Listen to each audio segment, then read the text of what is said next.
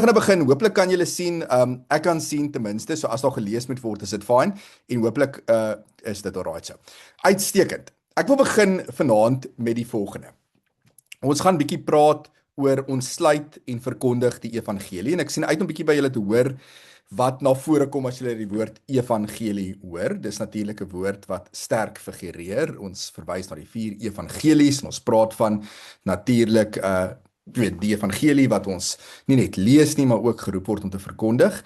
En maar voordat ons dit doen, dink ek ons sommer vanaand so 'n bietjie te begin, net na te verwys na 'n toneelstuk van die dramaturg Athol Fugard. So ek weet nie of julle vir Athol Fugard ken nie. Hy is interessant genoeg word gesê hy's laas jaar oorlede, maar toe en ook sedertdien, ek dink nog steeds word dikwels na hom so verwys, is hy die dramaturg wat in Engels geskryf het, wat die tweede meeste op aarde opgevoer word naas Shakespeare.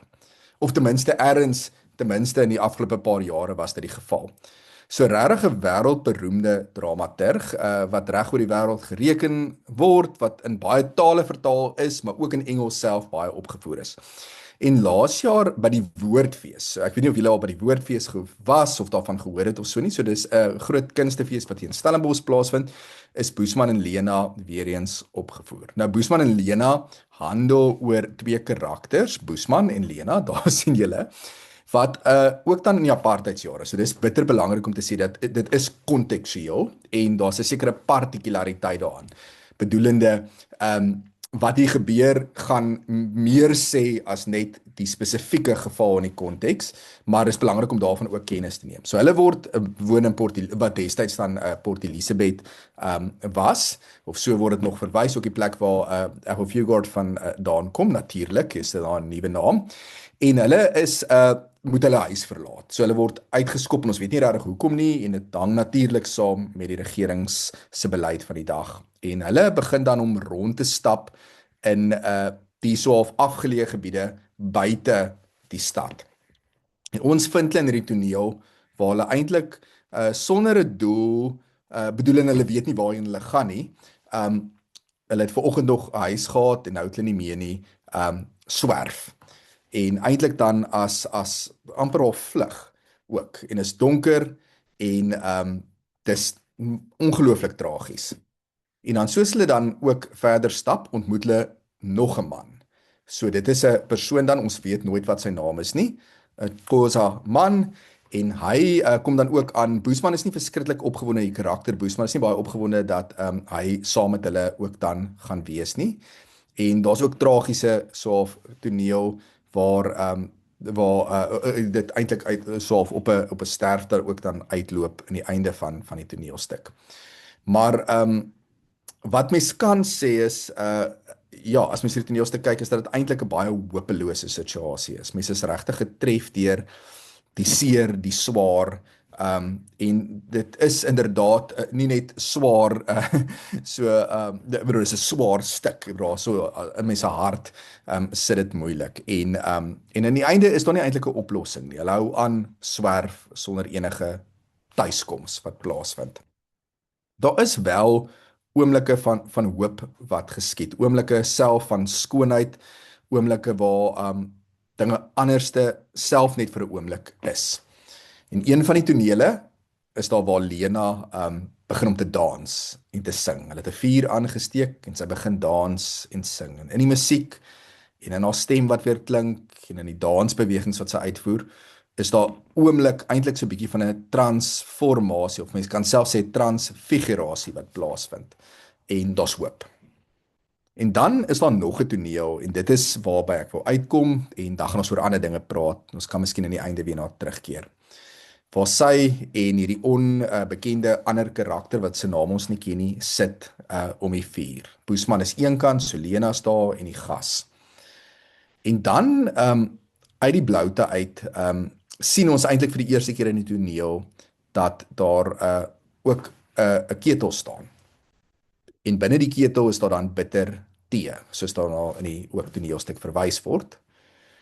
Lena het ook dan 'n stuk brood byderhand. En dit het ook soort van daar gelê en ons het dit nooit raak gesien nie.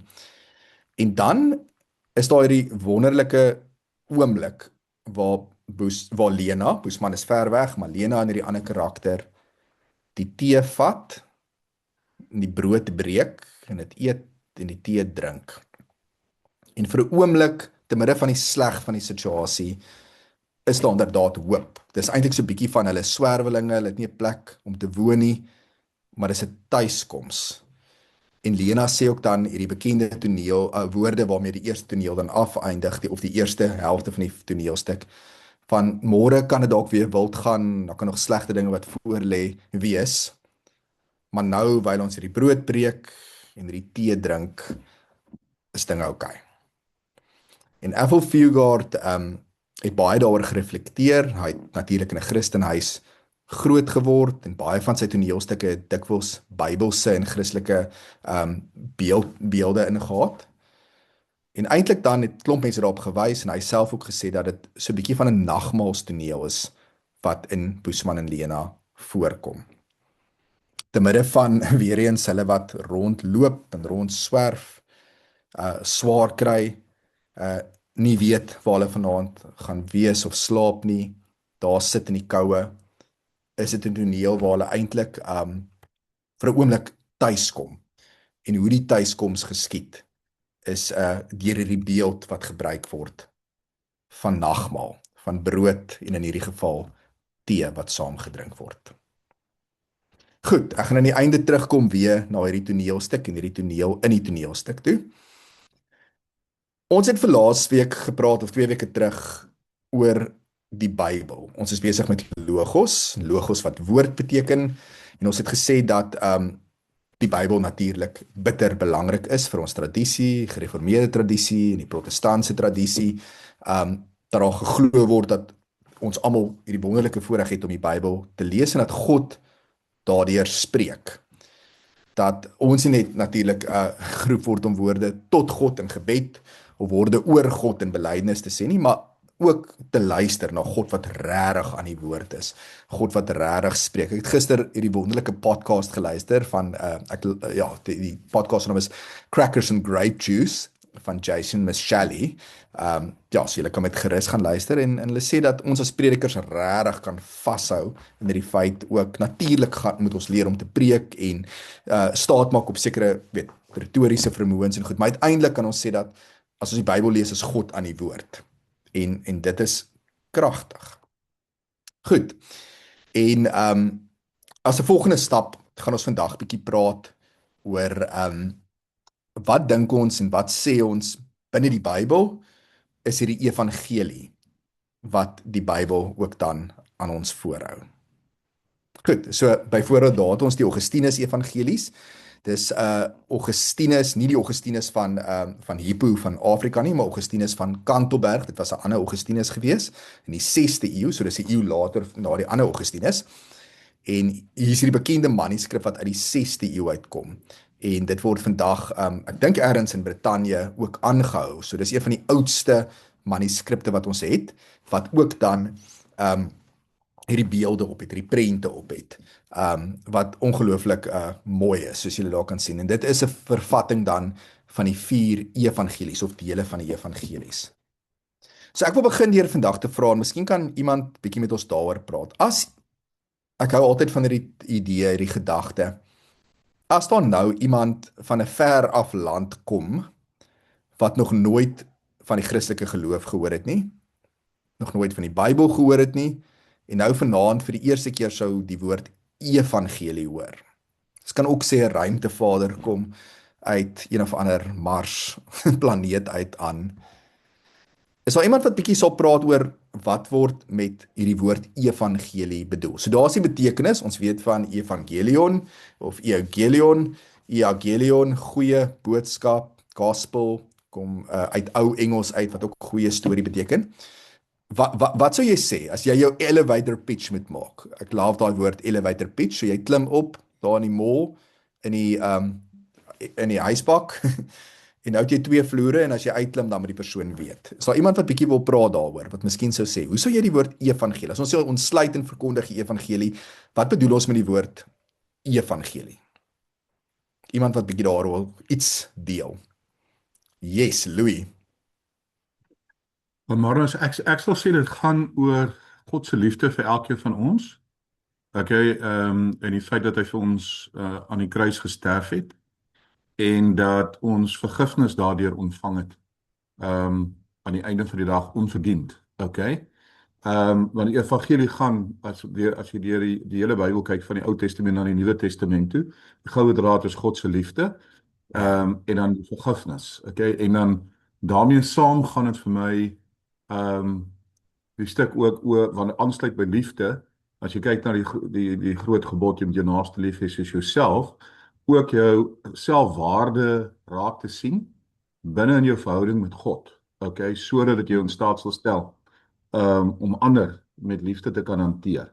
En met respek, want vir my lê liefde en respek lê baie naby aan mekaar, en omdat ons almal God geskape wesens is, behoort almal met die nodige respek en daarmee saam liefde van God gehanteer te word. So dis vir my, dit is hoe dit in my kop opgekom het terwyl jy gepraat het. Wonderlik, verskriklik dankie Louis. So ons kan sê die evangelie, die goeie nuus is God is liefde. En dat die Ja. liefde doen iets, dit red. Ek het 'n paar keer gehoor jy verwys, jy weet natuurlik na Christus se kruisdood. So dis jy weet die ou Johannes 3 vers 16 van so God het lief het, Ja. want so lief het God die wêreld gehad dat Christus natuurlik na ons kom. Dawie, yes, uitstekend, dankie Louis. Hoe sou jy? Ek wil net eers begin by die elevator pitch. Die eerste vraag wat jy kan vra is, as die elevator nou breek, gaan jy op of gaan jy af? Okay. Dawie, jy weet nie eers hoe relevant jou opmerking is in wat volg. Want soos jy sal sien, is die volgende slide soos dit, maar okay, goed. Ek het baie jare terug was daar 'n boek gewees en ek baie ontstel nie nou die boek se naam kan onthou nie, maar dit het gesê we are all created with a God-shaped hole in our heart. En dis daai wanneer jy weet daar's iets mis in jou lewe. Jy weet as daar iets is wat jy hinker die hele tyd na iets en daai gat kan net gevul word deur God. En ek dink ons almal besef dit, en as jy vir iemand dit moet vertel, is ek seker hulle sal die essensie daarvan kan besef, maar daar is iets kort in my lewe. Baie dankie Dawie. Ek love dit. En kan ek asseblief na Janine nou. So miskien kan ek daai sê, ek dink daai aanhaling is eintlik baie sterk, word dikwels verbind aan Augustinus. En in sy belydenisse begin hy eintlik dan deur te sê hy praat van die cur inquietum, die rustelose hart inderdaad. En dis jy weet dis so vir die God-shaped hole wat ons almal het. En dis die evangelie, nee, dat God die antwoord daarop is, hoor ek jou sê. Uitstekend. Goed, uitstekend. Is dit Janine wat volgende wil gaan? Goeienaand almal, kan almal my hoor? Great. Jy kan maar praat, uitstekend. Sê baie dankie. So, ek wil ook maar net sê, soos dit was my baie mooi gesê, wat Louis ook gesê het, van natuurlik dat God is liefde en wat jy ook gesê het, en dit is vir my so mooi, want ook alles wat uit liefde uitvloei, is die vrugte van die Gees, want ek wil sê, soos, as dit kom by die vrugte van die Gees, soos die eerste vrug is liefde, maar alles anders vloei daaruit, so dis vreugde en vrede en vriendelikheid en geduld en so aan en so aan. So dit was baie mooi. Ja, dit is iets wat ek baie graag verby gelas het. En dit is ook wat ons elke dag daarna streef, want ek voel regtig as 'n mens nader aan die Here kom en jou persoonlike verhouding met die Here verbeter, dan regtig jy leer daai vrugte van die Gees. Wonderlik, baie dankie Janine. So dis ook die wonderlike ding van die evangelie, as ons nou gehoor al van God wat liefde is, God wat natuurlik red, en ook God wat Gods Gees gee, en dit is 'n bitter belangrike deel van die evangelie natuurlik. Die goeie nuus is, Gods Gees is daar, is gestuur na ons toe, en dit werk, en ons vrugte wat dit ook voortbring. Uitstekend. Miskien nog een iemand, daai elevator pitch, nadat jy gevra het op of af, daar's twee persone, Annelies en Johan, julle kan met liefde albei gaan. Annelies, gaan jy eerste, en dan kan Johan tweede, en dan gaan ons aan. Ek kyk nou vas hierso aan die goeie nuus gedeelte en Ek dink die moeilikste ding vir ons as mense om te doen, is om te vergewe. Om enige iemand te vergewe van enigiets. En as jy vir hierdie persoon sê, maar God het jou vergewe. Jy is vergewe. Ek dink daai verligting wat dit gaan bring. En dan gewoonlik is die mense so honger van weet vertel vir my meer. Dit as jy jou ysbak pitch begin met jy's vergewe. Ongeag wat die persoon gedoen het. Want God vergewe as gevolg van die feit dat hy genadig is. Ja. Baie dankie Annelies. Dit is so ongelooflik revolusionêr in die geskiedenis van die wêreld, hierdie idee van broer natuurlik self in die Ou Testament lees mens daar's al 'n logika van vergelding wat natuurlik dikwels sou geskied het ook in ander volke van die dag, maar dan hierdie idee dat ons nie net moet vergeef nie, maar dat God vergeef. En dat dit geskied op grond van genade. Dis wild, wat ons leef in 'n wêreld wat nie hou van vergeef nie en nie hou van genade nie. Maar dis die hart van wat ons doen en glo. Goed, so ek dink mense is honger. Dis die goeie nuus. Johan, wil jy gou vir ons nog 'n laaste bydrae maak? Yes, ek wil net bylas dat as ek nou maar dink as hy ou in die elevator nou 'n Jood dalk was, dan het hy dalk gesien in sy lewenstyd dat hoe moeilik dit is en ons almal myself maar om die wet te gehoorsaam en al daai dinge te doen wat jy moet doen. So ek weet ons almal weet dit en dit is seker nie nodig om te sê nie, maar die God se karaktereienskap is dat hy heilig is en al sy ander karaktereienskappe vloei daaruit. En as ons nie eers verstaan dat God heilig is, dan gaan ons nooit sy liefde kan verstaan nie, want ons wil baie keer as mense ons verstaan van liefde, hoe ons dit verstaan, op God projekteer, en dit is nie noodwendig die geval nie. So God se liefde lê daarin dat hy vir ons sy seun gegee het, sodat ons onder sy gesag kan buig en doen wat hy sê. Dit is waar God se liefde is. So ek weet baie keer sê ons Johannes 3 vers 16, God het die wêreld so lief gehad. God het sy seun lief en hy doen alles vir sy seun. En hy doen noodwendig my lief nie. Hy het my lief as ek in Jesus is. Ek weet nie of julle saam is dit nie, maar ja. Uitstekend, baie dankie Johan. Ons gaan soos ons aangaan, dink ek deel van die wat jy ook nou sê, gaan ook deel van die gesprek wees en bly of so. Goed, uitstekend. So ons het nou gehoor van die huisbak. Is dit die regte woord vir 'n elevator in Afrikaans? Ek veronderstel om te weet. 'n roltrap en 'n huisbak. Dit is die twee terme heel waarskynlik. Daar's inderdaad twee opsies, natuurlik op en af. Dis al 'n vreemde ding ook hierdie dis mense instap en jy wil opgaan en jy sien daai pyltjie wys af, of as jy wil afgaan en daai pyltjie wys op, en jy weet, veral miskien as jy in 'n plek is met baie vloere. So ek wil so 'n bietjie daaroor praat vanaand. Nou die evangelie, as mens sê wat is die goeie nuus? Natuurlik is daar klomp dimensies daaraan, dink ek.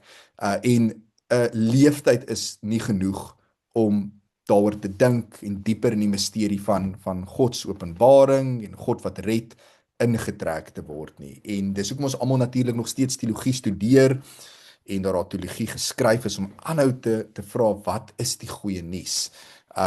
Iets wat so eenvoudig is dat kinders dit kan snap. En dis die ongelooflike ding van natuurlik die geloof waarin ons deel. Ons kan dit aan kinders, kan vir my 4-jarige verduidelik. Maar ons almal weet 1000 jaar weer eens gaan nie genoeg wees om die diepte daarvan te besef en oor te dink en oor te skryf nie. Ek wil vanaand sommer een dimensie wat ek dink so 'n bietjie samehang met die goeie nuus uitlig.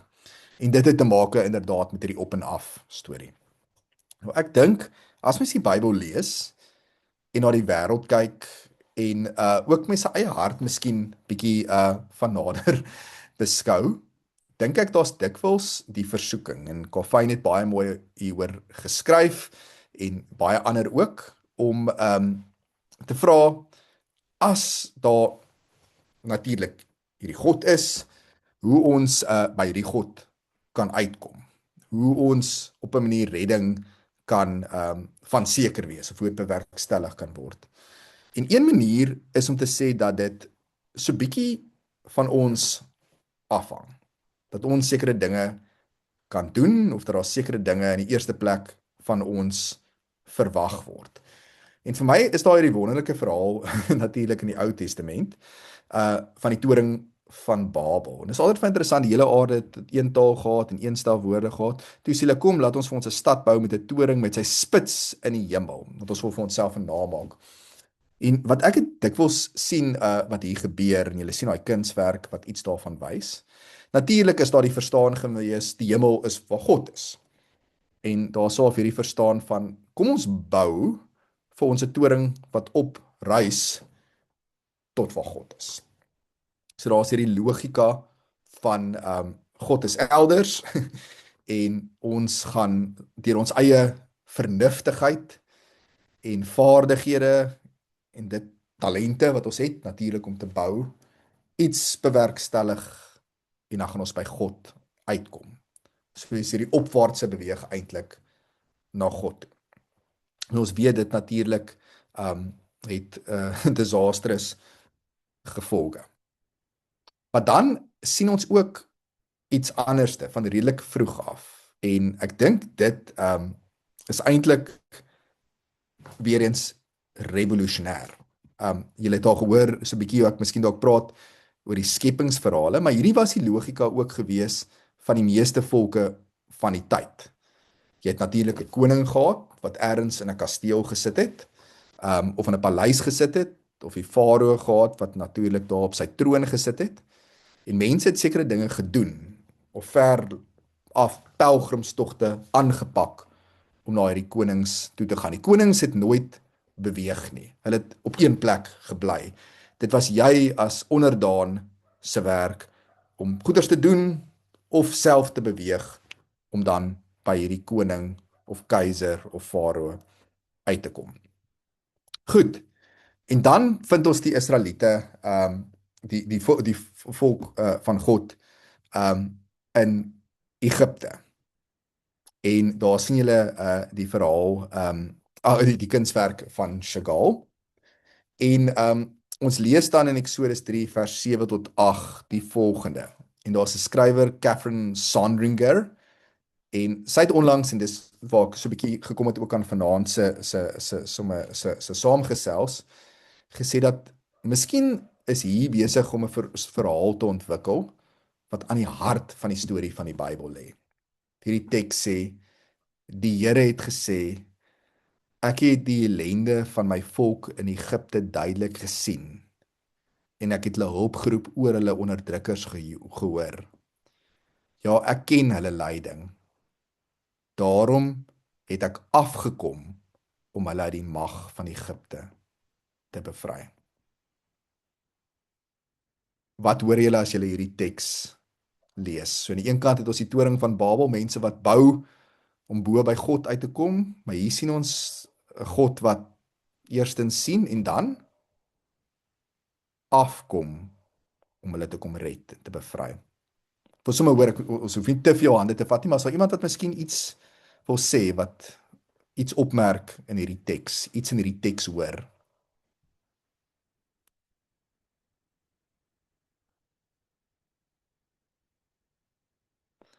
Goed, Connie. Ja, ons het een aand in 'n gesprek met Heinrich, nou het ek Heinrich se van vergeet gehad. Ja, En toe het hy ook die aand vir ons gesê, man, Heinrich is daar, hy was ons 'n klein groepie gewees, maar in elk geval kom. En toe het hy ook ons het ook die aand daaroor gepraat oor Jesus wat aarde toe gekom het. Van die koning wat altyd op die troon sit, maar Jesus was bereid om sy voete te kom, God was bereid om sy voete te kom vuil maak in ons stof. Ja. Hy het met sy hande aan ons wêreld kom vat. Ek 'n koning sal nooit daardie troon verlaat om kom op my vlak waar ek is, onder op die grond nie. Ja. En dit is die wonder van Jesus. Ek meen wat later die slaaf, Lazarus 'n slaaf was en wat in 'n kruis gesterf het. Dit was hierdie grootheid van God om van so groot na so laag te daal. En dit is die toppunt van nederigheid gewees van God om dit te doen. En dit is iets wat ons by God kan leer. Is hierdie absolute nederigheid. Absoluut. Baie dankie Koenie. En ek dink ons gaan nou oor Jesus praat, maar dit is my verstommend, soos Catherine Sonninger sê, dat ons reeds iets hier in die Exodus verhaal hiervan sien, van God wat nie net sien nie, maar soos die teks lees, afkom om redding te bring. Dit klink bekend, nee. Ons gaan, as ons by Jesus kom, weer eens presies hierdie logika sien. Andrei.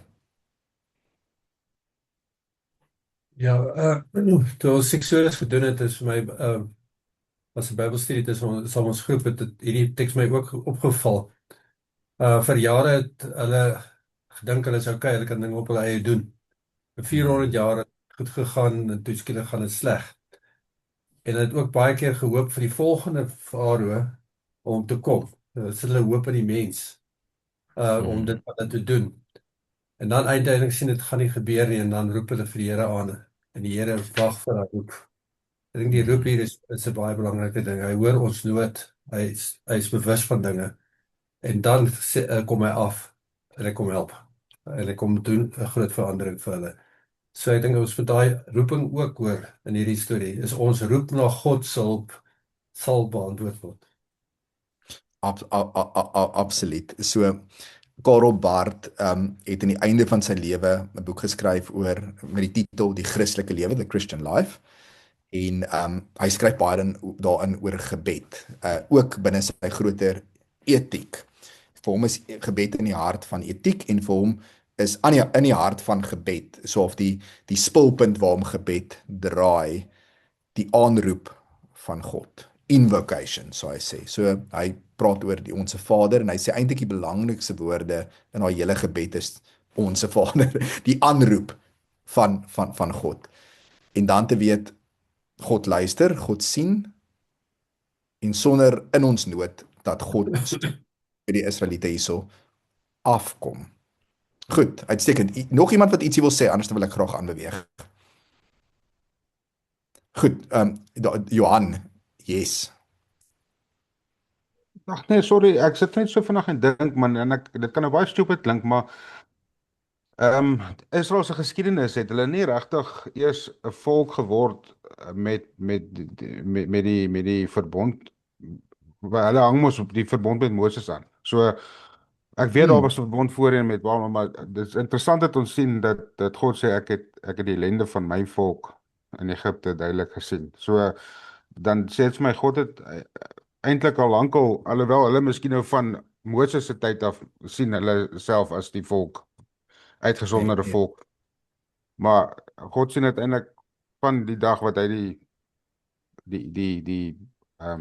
wat sy naam gemaak het met die verbond met Abraham. Absoluut. So hier is alles deel van eintlik die totstandkoming ook van die volk natuurlik. En soos dit nou so uitspeel ook in die Ou Testament of so, maar absoluut, daar's 'n hele hierdie gedeelte of die idee van my volk.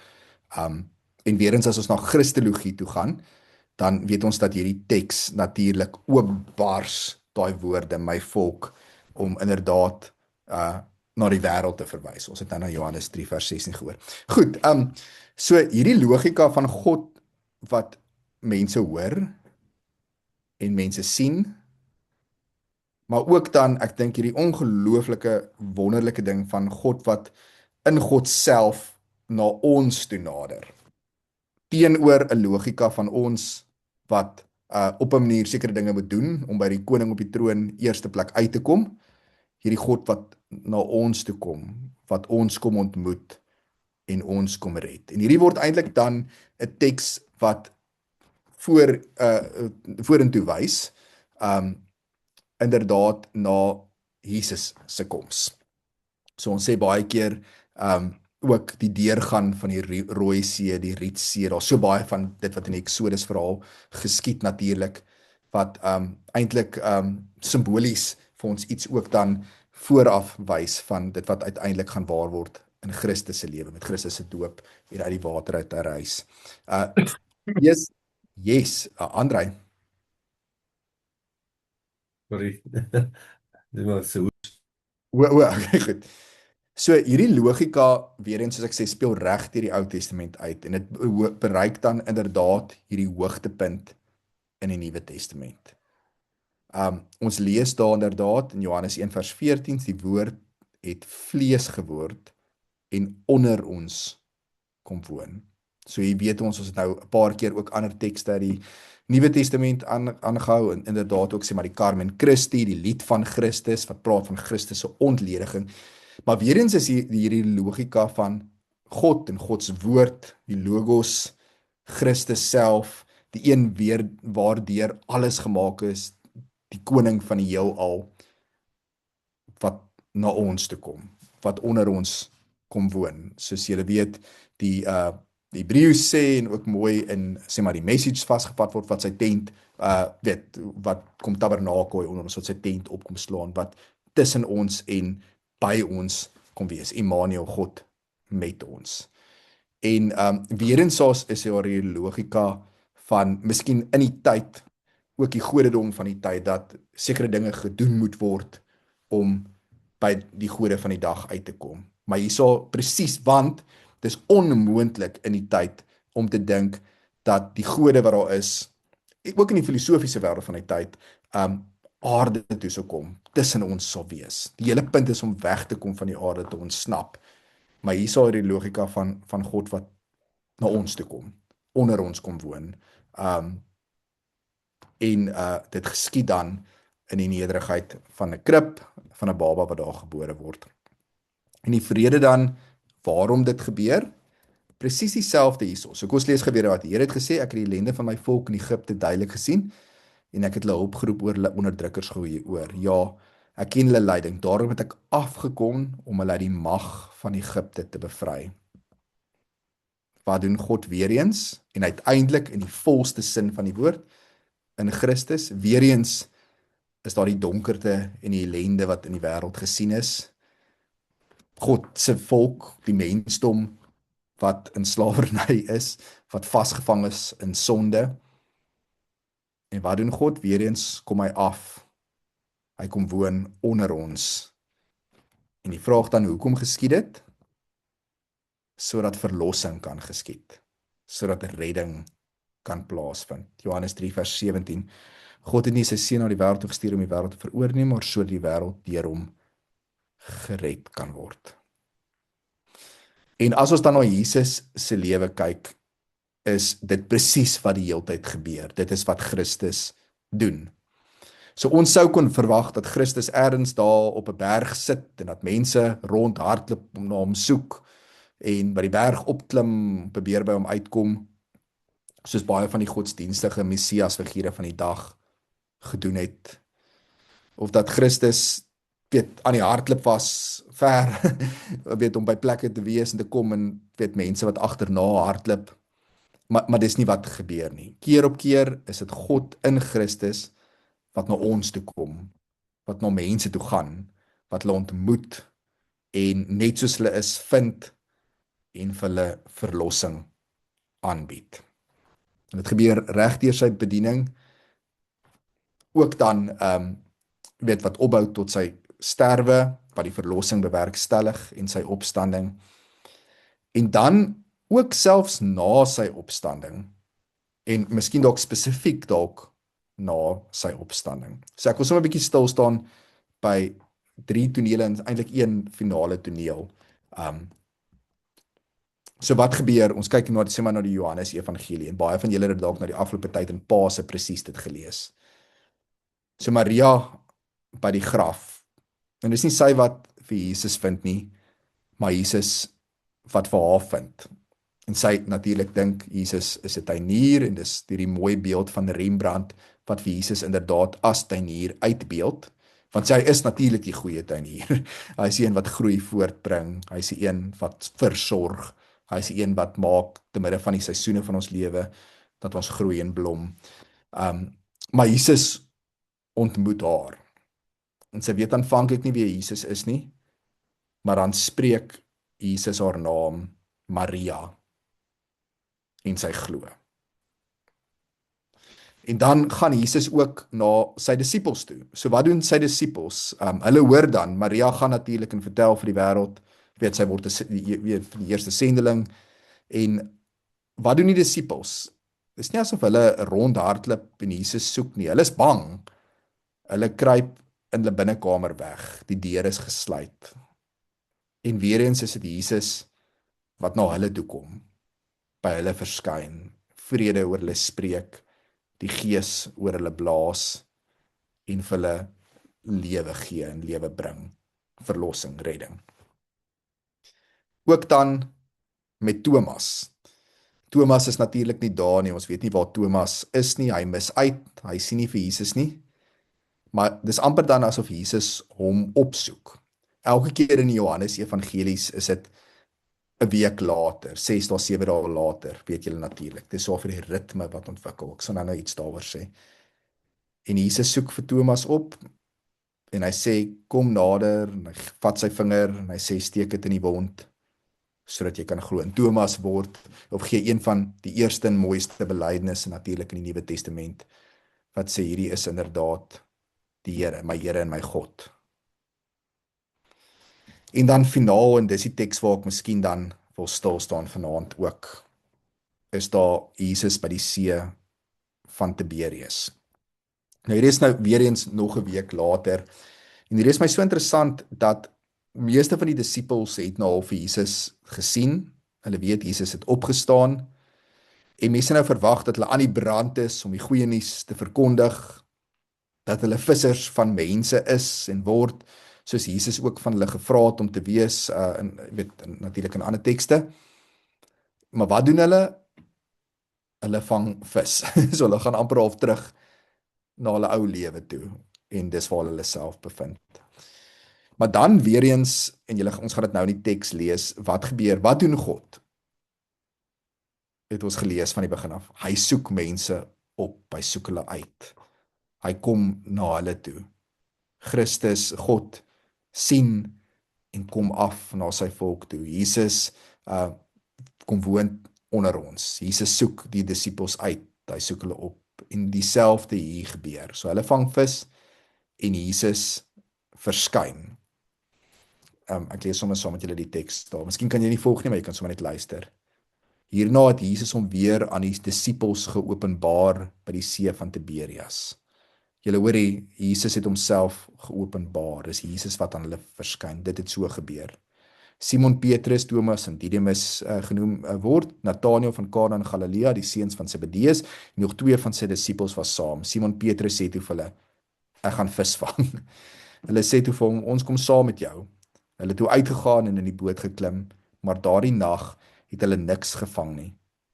Toe dit al vroegoggend was, het Jesus op die strand gestaan, maar die disippels het nie geweet dat dit Jesus is nie. Jesus sê toe vir hulle, kinders, het julle nie iets om te eet nie? Hulle antwoord hom, nee. Hy sê toe vir hulle, gooi die net aan die regterkant van die boot uit, en julle sal kry. Hulle het toe uitgegooi, en hulle kon die net nie meer intrek nie, vanweë die groot hoeveelheid visse. Die disipel vir wie Jesus lief was, Johannes, sê toe vir Petrus, dit is die Here. Toe Simon Petrus hoor dat dit die Here is, trek hy sy boekleed aan, want hy was ontklee en hy spring in die see. Die ander disippels kom toe met die boot, want hulle was nie ver van land nie, net omtrent 200 el, en hulle sleep die net vol visse. En dan hierdie, toe hulle aan land kom, sien hulle daar 'n kolevuur en vis daarop lê, en brood. Jesus sê vir hulle, bring van die vis wat julle nou gevang het. Simon Petrus klim toe in die boot en trek die net op land vol groot visse, 153 in getal. Of was daar so baie, dit nie geskeur nie. Jesus sê toe vir hulle, kom eet. Niemand van die disippels het dit gewaag om te vra, wie is u nie? Want hulle het geweet dit is die Here. Jesus kom toe, neem die brood en gee dit vir hulle en ook die vis. Dit was nou die 3de keer dat Jesus aan die disippels verskyn het, nadat hy die dood uit opgewek is. En julle weet natuurlik die teks wat hierop volg is waar Petrus in sy amp herstel word, waar Petrus na hulle geëet het, om een kant vat, van vra het jy my lief, en dan van my opdrag gee, laat my lammers wy. En dis natuurlik ons almal se oproep om te sê, gaan uit, gaan verkondig die evangelie, gaan kyk na my lammers, wees 'n disipel. Maar dis my belangrik vanaand, en dis dalk die evangelie, dat voor dit geskied het, voordat Petrus eintlik enigiets kon doen, eintlik te midde van die skaamte nog van sy verloning van Jesus, kom Jesus na hom toe, kom Jesus na hulle toe, verskyn Jesus aan hulle, en wat doen Jesus? Hy voed hulle, hy gee vir hulle brood en vis, en dit in oorvloed, en daar was hierdie feesmaal wat plaasvind, 'n redding wat eintlik geskied. En ek dink, as ek sommer so vanaand kan sê, dat deel van wat die evangelie is, die goeie nuus, is dat waar ons baie keer voel dalk, ons moet torings bou om by God uit te kom, die boodskap van die Bybel is dat God na ons toe kom, en dat bovenal in Christus gebeur. En wyl ons nog dalk vir God en Christus soek, wag God en Christus reeds vir ons op die strand met 'n kolevuur en vis en brood, en eintlik al wat ons kan doen, en dit is die evangelie, dis die goeie nuus, volgens Luther, volgens Calvin, die tradisie waarin ons staan, uit loutere genade, uit pure genade, ontvang ons, nie net verlossing nie, maar God self, ontvang ons vir Christus wat homself vir ons gee. Goed, is daar iemand wat ietsie wil sê, miskien daarop wil kommentaar lewer? Iets wil sê van hierdie vreemde bewegings in ons harte, om te dink miskien, ons kan die leer klim, ons kan die trappe een vir een opklim na God toe, maar die logika is eintlik andersom, God kom na ons toe. Yes, JP, of JP. Ekskuus, ja, ek het so tydjie terug het ek met hierdie selfde teks gesit, en is dit nie wonderlik dat Petrus verloon Jesus by 'n vuur. Hy het by die vuur gestaan om te probeer kyk wat aangaan, en hier kom ontmoet Jesus weer Petrus by 'n vuur, en hy maak vir hulle kos, en hy vra vir hom, het jy my lief? Ek dink hierdie gedeelte het al hierdie hele jaar wat dit kom herhaal, en hoe maklik vergeet ons nie, ons staan by 'n vuur, en buite wetend wat ons doen, en ons verloon half basies dit wat ons glo. Maar die Here se genade is so groot dat hy ons nie wegstoot nie, maar hy trek ons nader, en hy kom, hy stuur mense, hy stuur situasies wat ons weer nader trek, net om ons weer te laat herinner dat hy het ons nog steeds lief, al vergeet ons soms dat hy ons lief het. Absoluut. Ek hou van daai woord stuur, want mense word gestuur, maar ons praat baie keer ons nou van die sturende God, ons word gestuur, maar in die eerste plek kan ons sê, God stuur God self, deur sy seun, deur sy gees na ons toe, om ons te vind waar ons is, in ons ellende, miskien in 'n oomblik van waar ons nie doen wat ons moet nie, waar ons God self Christus verloon het, en herstel vind plaas. Dis die ding, dis die redding wat plaasvind vir Petrus, nê. By dieselfde vuur, eintlik is dit besig om presies dieselfde toneel af te speel, maar hierdie keer is daar vergifnis en genade en redding. Goed, baie dankie. Sal nog iemand wat iets wil sê, wat iets hoor, wat miskien vanaand iets op sy hart laat druk, of haar hart?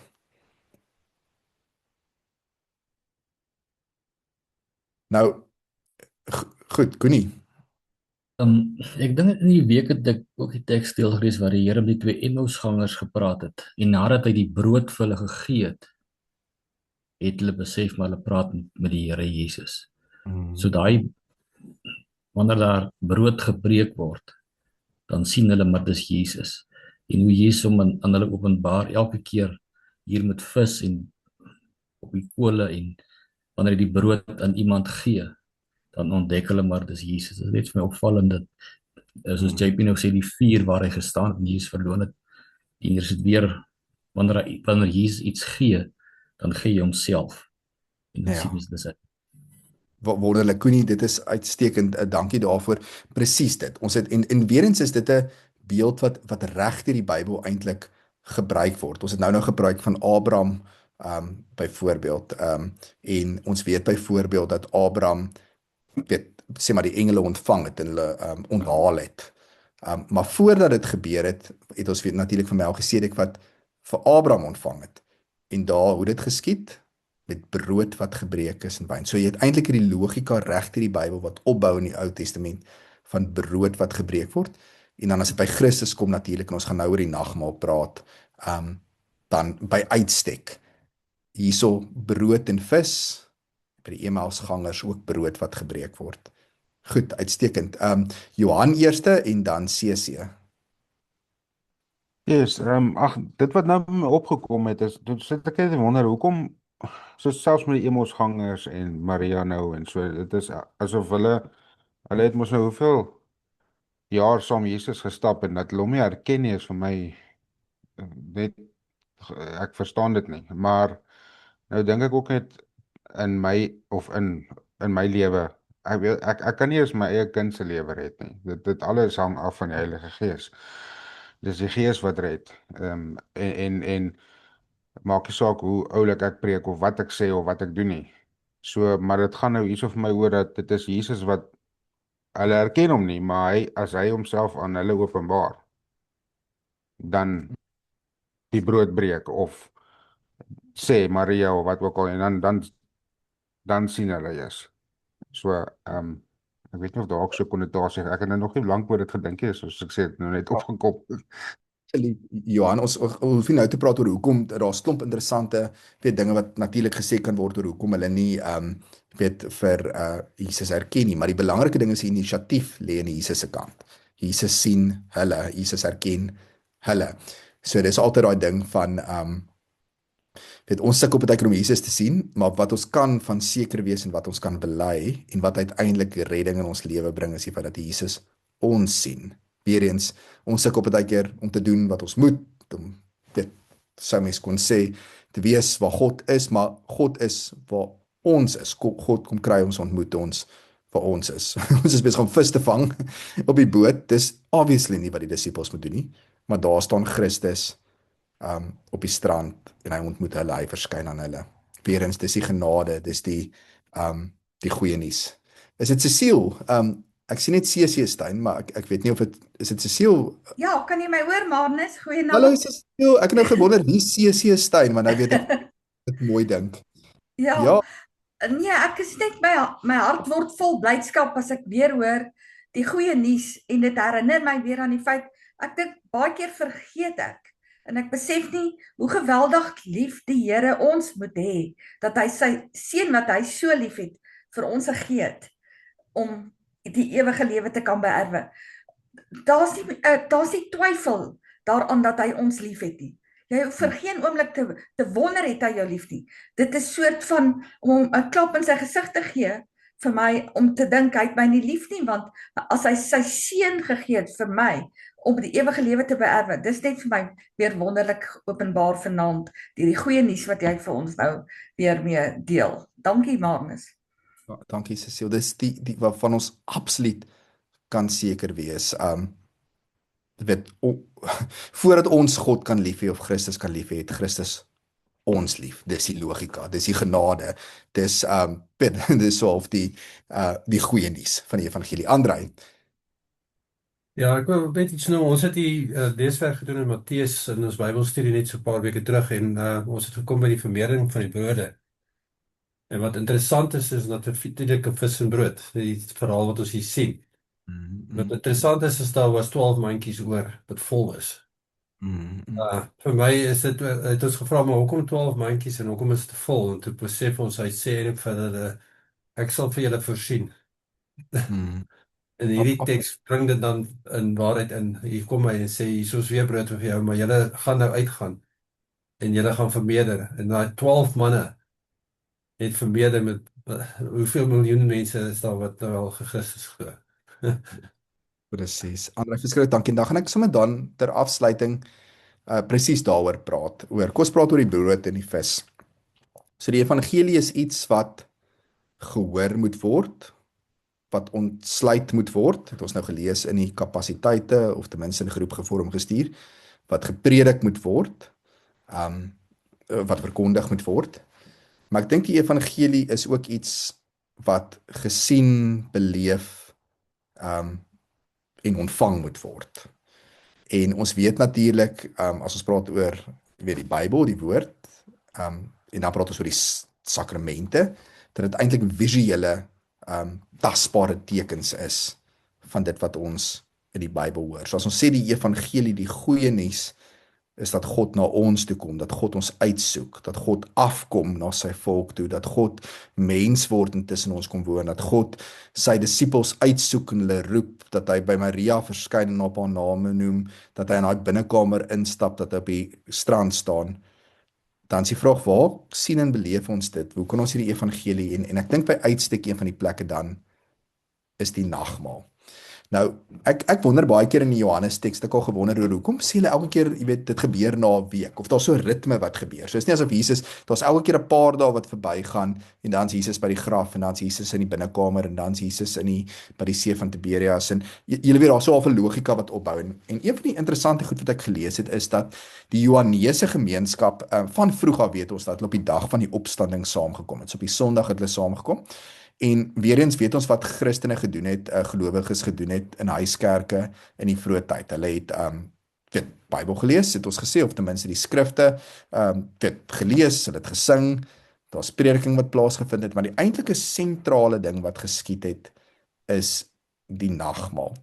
En in die vroeë kerk is daar geglo dat elke keer as die nagmaal gevier het, het hulle vasgestaan op die feit dat Christus regtig hier teenwoordig is.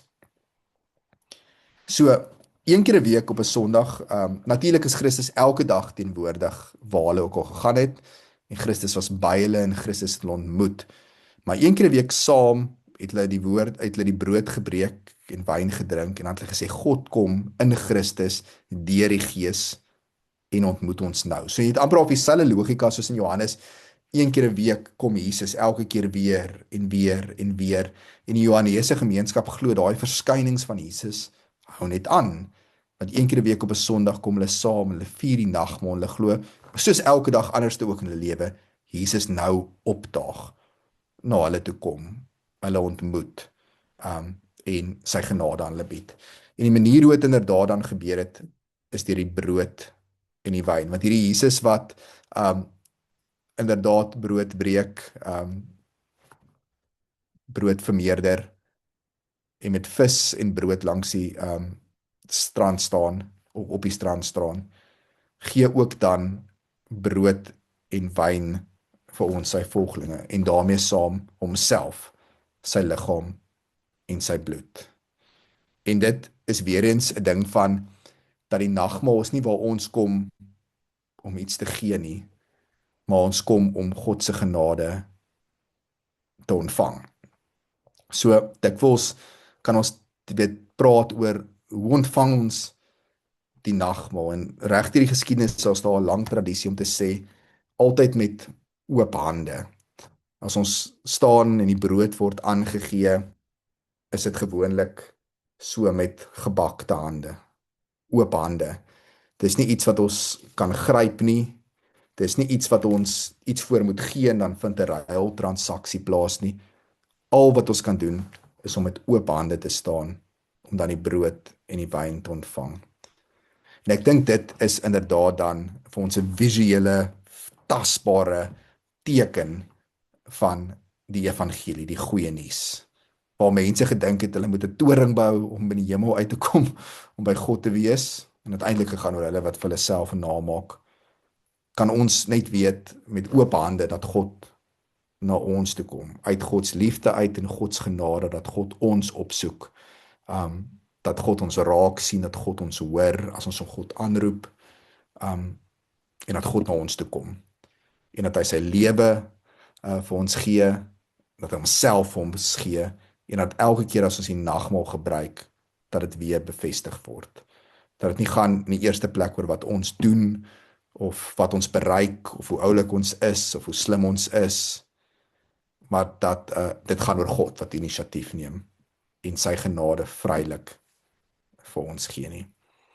En daarom hou ek ook van tradisies waar nagmaal nie noodwendig altyd net in die banke bedien word nie. Dis wonderlik, dit kan natuurlik geskied.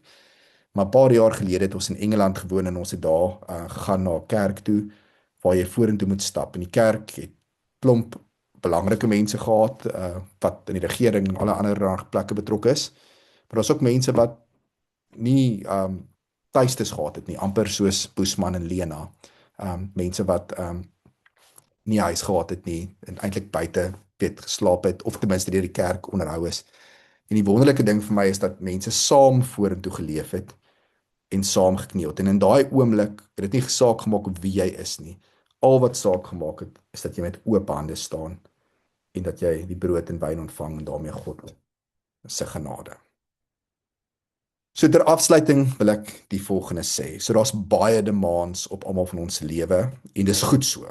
En ons word geroep om ons beste te gee en harte swat en goed na ons familie te kyk en hard te werk en te beplan en baie keer ook in missionale teologie sal ons sê word ons geroep om uit te gaan en te gaan uitvind waar God besig is in die wêreld, by God se missie aan te sluit. Dis alles wonderlik en goeie dinge of so.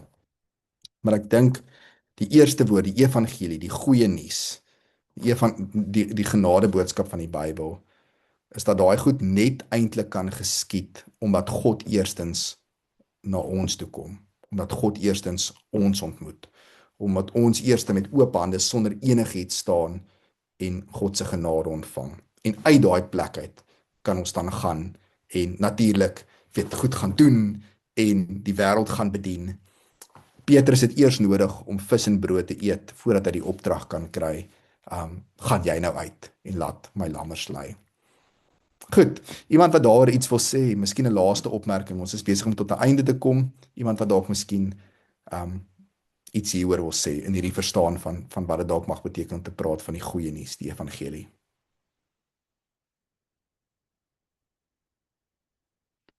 Dalk net die volgende. En dit is dalk die evangelie wat ons ook geroep word om te verkondig. Want Boesman en Lena swerf rond, en ek dink dis baie so tekenend van waar die wêreld ook tans is en mense is. Mense is onseker en daar's vreemde dinge wat aangaan en almal is op soek na 'n stuk vastigheid om op te staan. Dis vreemde tye waarin ons leef. Mense is moeg, mense is uitgebrand, mense hoor die hele tyd jy moet dit doen en jy moet dat doen en jy doen nie genoeg nie. En miskien is dit die goeie nuus wat ons ook aan ander kan bied. Is om te sê jy kan net staan met oop hande en ontvang. Jy kan God se naam aanroep en weet God kom na jou toe en dit gebeur net uit genade. En ek dink dis 'n boodskap wat die wêreld na honger. 'n Boodskap wat eintlik weer eens ook in ons tyd revolusionêr is. En regtig vir mense rus kan bring te midde van die chaos van onsself bevind. Andrei, wil jy ietsie sê? Ja, ek wil net 'n ander perspektief op Lena se storie sit. Augustinus het altyd gesê dat ons gered is as ons vreemdelinge in die wêreld. Ons pas nie meer in nie. En as ons dan by die nagmaal kom, dan weet ons behoort. Miskien is 'n ander perspektief. Absoluut. Andrei, verskriklik dankie. Augustinus is heeltemal reg. Dis die ding van ons as vreemdelinge en bywoners, ons is pelgrims. So vanaand se aanbieding en dit wat hy gesê het is 'n bietjie gebaseer sommer op 'n leesstuk wat ek vir julle gaan aanstuur. En Augustinus is in die hart daarvan. Dis presies wat Augustinus sê. Ons is almal pelgrims, vreemdelinge, mense sonder 'n heenkome. Maar dan kan ons aansit met oop hande by die nagmaal en weet dis huis. Goed, JP. Ekskuus. Ek het nou die dag vir iemand gesê ek gaan met punte praat en nie kommas nie, so ek gaan kort wees. Ek dink as mens moet gaan en getuig, beteken dit jy kan getuig in jou stukken ook, van dat alles nie altyd goed en wel gaan nie. Maar in my stukken weet ek God is nog steeds daar en hy voorsien nog steeds. Ons verstaan nie altyd die stukken nie, maar in ons stukken sien ons baie keer ook God se genade in die mense wat hy om ons sit en ons half druk weer terug waar ons moet wees, want baie van ons stukken en seer en verlore is wanneer ons vergeet dat daar 'n nou poort is en 'n breë poort is en dat Christus is daai nou poort En ons wil altyd die maklik en vinnig en kits, ons maak kits koffie en alles druk ons in die mikrogolf om gou-gou te eet. Maar weer eens kom Jesus en hy kom breek brood en hy dank op die Joodse manier en dan gaan hy oor om te sê ek is hierdie brood. En dan hierdie wyn, dis my bloed en vir die Jood is dit 'n taboe en hy kom en hy sê dit is ek hierdie. En ek dink wanneer ons daai getuienis dra dat wanneer ons deel het aan hom, kan ons nie anders wees nie. Absolute pelgrim. En in ons wandel moet ons hierdie vlaggies plant, hierdie roetemerkers waar ons gaan en getuig van ek was daar, maar weet jy wat het die Here vir my gedoen? Ek het nou die dag na Tannie gehoor, sy het 'n uur lank gepraat oor hoe die duiwel haar ry soos 'n Harley Davidson in 5 minute van die Here is goed. Ek dink ons moet eerder omgaan om te sê in al my stukke net ek die Here kan ek nou sien dat hy daar waar ek nerf al was het in my opgetel en hy daai olie aangesmeer. Dit was dalk nog nie tyd vir my gewees om op my plek te wees waar ek moet rus nie, maar ek moes hierdie journey vat, hierdie reis om te ervaar dat hy is wie hy sê hy is in my lewe en ook in die mense om my se lewens wat gesien het wat my gebeur het met my en my kon dra. So ek dink in ons lewens moet ons kan getuig. En ons moet nie bang wees om daaroor te praat of skaam nie. Dis daai regtig daai skoene van bereidheid om die evangelie te dra en terug te gaan na die woord om te sê maar die woord sê dis hoekom. Sorry, my 5 sent. Ja, sê baie dankie. Johan, ons is besig om klaar te maak. So miskien dalk een sin as jy sou wou, kan jy gou een sin sê en dan gaan ons afsluit. Net gou sê, ek wil net aansluit by JP, dat dit is die vroeë kerk, 60 na Jesus, 70 na Jesus, as daar evangelie plaasgevind het, sou dit nie gewees het, Jesus is lief vir jou, kom na hom toe nie. Dit sou meer gewees het van, Jesus, kom na Jesus toe dan, ontmoet jy hom dalk nog vanaand, of môre, want wat van daai mammaetjie wat in die Kolosseum ingestap het met haar kinders, wat die leeu's opgeëet het, hoe lief het Jesus haar gehad, maar dis ek wil net eintlik verduidelik wat ek nou gesê het, is dat God se liefde lê daarin, in Jesus. Dit is hoe hy ons lief het. En dat ons, as ons in Jesus is, want dit gaan nie oor of ons hier doodgaan op aarde, of al die moeilike dinge wat ons deurgaan, of goeders nie. Dit maak nie nou saak nie, dit gaan soos, wie is die man in die boot saam met jou? Want, al sink hy boot, is hy nog steeds saam met jou. Al sak ons tot op die bodem toe, is Jesus by ons. En dis die kern van die saak. Want hoekom ek dit sê, dit word baie keer skeef getrek, die liefde. Want dan gaan ons deur swaar goed, soos JP nou gesê het. En dan kan mense dit nie verstaan nie. En hoekom is, en baie mense los Jesus dan. Hulle los hulle geloof. Omdat dit nou nie goed gaan met my nie, my pa is dood of kanker of wat ook al. Maar dit is juist daar waar ons moet vashou. En net in Jesus bly. Dankie Johan, dit is presies dit. En vir ons lewe saam met Christus, ons sterf saam met Christus, ons is in Christus. Dis die hele ding wat Paulus natuurlik sê, en Christoi. En wat dit bevestig, en weer eens, dit gaan nie oor ons wat dit self bewerk nie, want dan sou dit oor ons gaan. Dit gaan oor Christus wat hom aan ons deur sy gees bind. En die seël daarvan, die teken daarvan is inderdaad iets, nie net soos die doop nie, maar ook die nagmaal. Vriende, dis die einde van vanaand se les, of nie les nie, se saampraat. Dankie vir almal wat saamgesels het. Ek sal seker maak om die PowerPoints aan te stuur. Ek gaan ook vir julle 'n leesstuk stuur wat gaan oor Augustinus en Boesman en Lena en sommer 'n bietjie die hele gedagte van die see van Tiberius van Christus wat na ons toe kom. Ek hoop julle het 'n mooi week en baie dankie dat ons vanaand kan saam wees. Kan ek sommer vir ons 'n gebed doen? Kom ons bid saam. Here, baie dankie dat ons weet dat U die God is wat eerstens hoor, wat sien, wat ons nood kreet, nie ignoreer nie, Here, maar gehoor daaraan gee. Here, dankie dat ons kan lees dat U die God is wat afkom om te red. Dat U dit reg deur die Ou Testament doen, maar dan bovenal in Christus doen, Here. Dankie dat ons weet dat dit ook waar is vir ons lewens.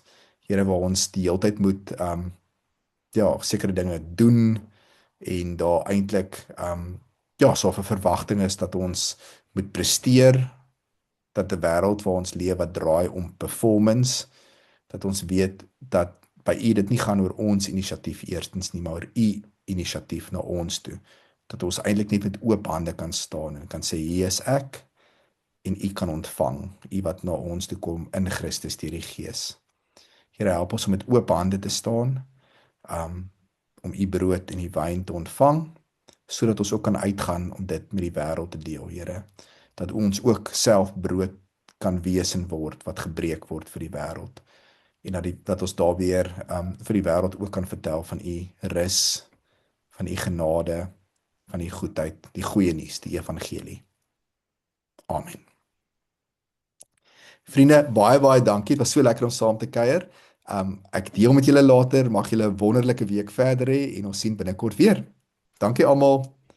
Totsiens. Okay, bye-bye. Baie dankie, lekker aand. Mooi bly almal. Ek slaap, maar nie te koud kry nie.